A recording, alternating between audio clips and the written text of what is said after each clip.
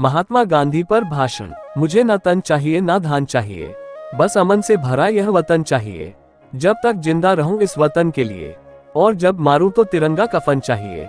आदरणीय सभापति महोदय, शिक्षक गण, प्यारे सहपाठियों और यहाँ पर उपस्थित मेरे प्यारे देशवासियों, आप सभी को गणतंत्र दिवस की हार्दिक शुभकामनाएं। आज हम सब आजाद भारत में सांस लेते हैं क्योंकि अंग्रेजों से हमें 15 अगस्त 1947 को आजादी मिली थी। भारत को 15 अगस्त 1947 को आजादी मिलने के बाद यह महसूस किया गया कि किसी भी देश को चलाने के लिए एक कानून होनी चाहिए जो उस समय भारत में मौजूद नहीं थी। इसीलिए हमारे देश के बहुत सारे नेता ने मिलकर 2 वर्ष 11 महीना 18 दिन में संविधान लिखकर तैयार किया।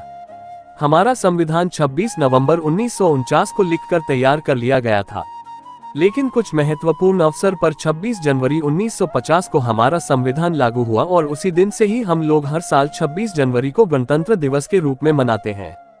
इसी गणतंत्र दिवस पर मैं उन नेताओं की बात करूंगा जिन्होंने भारत को आजादी दिलाने में बहुत ही महत्वपूर्ण योगदान दिया है। खासकर राष्ट्रपिता महात्मा गांधी के बारे में कहूंगा। महात्मा गांधी का जन्म 2 अक्टूबर 1869 को गुजरात के पोरबंदर शहर में हुआ था। उनका असली नाम मोहनदास करमचंद गांधी था। उनके पिता का नाम करमचंद गांधी थे जो राजकोट के दीवान थे तथा उनकी माता का नाम पुतलीबाई थी। उनकी प्रारंभिक पढ़ाई पोरबंदर के राजकोट स्कूल में हुई। जब गांधी जी मात्र 13 साल के हुए तो उनकी शादी कस्तूरबा गांधी से कर दी गई। हालांकि जब गांधी जी 15 साल के हुए तो उसके पिता का देहांत हो गया। उसके बाद 1887 में अहमदाबाद से हाई स्कूल की पढ़ाई पूरी की और फिर आगे चलकर कॉलेज की पढ़ाई करने के बाद लंदन में जाकर लॉ की पढ़ाई की।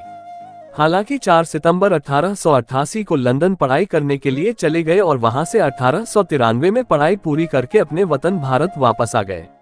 हालांकि विदेश में पढ़ाई करने के बावजूद भी भारत में उन्हें नौकरी के लिए काफी भाग दौड़ करनी पड़ी और फिर 1893 में दादा अब्दुल्ला एंड कंपनी नाम के एक भारतीय कंपनी में उन्हें नौकरी मिली, लेकिन नौकरी के लिए उन्हें साउथ अफ्रीका जाना पड़ा। और दोस्तों, साउथ अफ्रीका में बिताए गए साल गांधी जी के जीवन के सबसे कठिन समय में से एक था, क्योंकि यहाँ पर उन्हें भेदभाव का काफी सामना करना पड़ा। लेकिन भेदभाव ने ही उन्हें इतना सक्षम बना दिया कि वह लड़ने के लिए पूरी तरह हमेशा तैयार रहते थे। और यूं तो गांधी जी को सिर्फ 1 साल के लिए ही साउथ अफ्रीका भेजा गया था, लेकिन वहां चल रहे भारतीय और आम लोगों के भेदभाव के कारण वह अगले 20 साल तक लड़ाई लड़ते रहे। और दोस्तों, अफ्रीका में रहते हुए गांधी जी ने एक निडर सिविल राइट्स एक्टिविस्ट के रूप में खुद की पहचान बनाई। महात्मा गांधी जी का भारत आगमन।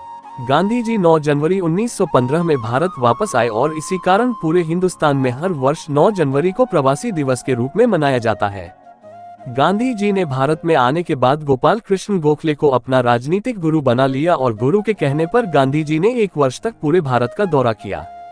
वर्ष 1916 में गांधी जी ने अहमदाबाद में साबरमती आश्रम की स्थापना की और फरवरी में 1916 में पहली बार बनारस हिंदू विश्वविद्यालय की स्थापना के मौके पर उन्होंने भारत में अपना सार्वजनिक भाषण दिया था, जो पूरे भारत में प्रचलित हुई।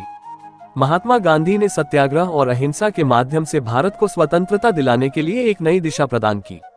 हमें उनकी शिक्षाओं को आजमाने का समय आ गया है ताकि हम अपनी समस्याओं का समाधान अहिंसात्मक और सामंजस्यपूर्ण तरीके से कर सकें। महात्मा गांधी के द्वारा चला गया आंदोलन। भारत में गांधी जी के द्वारा चलाया गया सबसे पहला सत्याग्रह 1917 में चंपारण सत्याग्रह है। उसके बाद 1918 में खेड़ा मिल मजदूर आंदोलन किए। फिर उन्होंने 1920 में असहयोग आंदोलन शुरू किया, जिसमें अंग्रेजी हुकूमत को उखाड़ कर फेंक दिया, जिसमें ब्रिटिश वस्तुओं का पूरी तरह बहिष्कार कर दिया। फिर 1930 में सविनय अवज्ञा आंदोलन किया, जिसे नमक आंदोलन या दांडी यात्रा के नाम से भी जाना जाता है। उसके बाद बढ़ते हुए अत्याचारों के कारण 1942 में गांधी जी ने भारत छोड़ो आंदोलन को चलाया, जिसमें करो या मरो का नारा दिया गया था। अतः इस प्रकार हमारे देश को आजादी मिली। आजादी मिलने के बाद भारत और पाकिस्तान का बंटवारा होने के कारण नाथूराम गोडसे ने गांधी जी को 30 जनवरी 1948 को शाम के 5:17 में 3 गोली मारकर हत्या कर दी गई। अतः मैं अपने भाषण का समापन एक शायरी से करना चाहूंगा। ना सरकार मेरी है, रौब मेरा है, ना बड़ा सा नाम है मेरा, मुझे तो एक छोटी सी बात का गौरव है। मैं हिंदुस्तान का हूँ और हिंदुस्तान हमारा है। अगर वीडियो अच्छा लगा हो तो वीडियो को लाइक कर दीजिए तथा चैनल को सब्सक्राइब जरूर करें और अपने दोस्तों में शेयर करना न भूलें। धन्यवाद।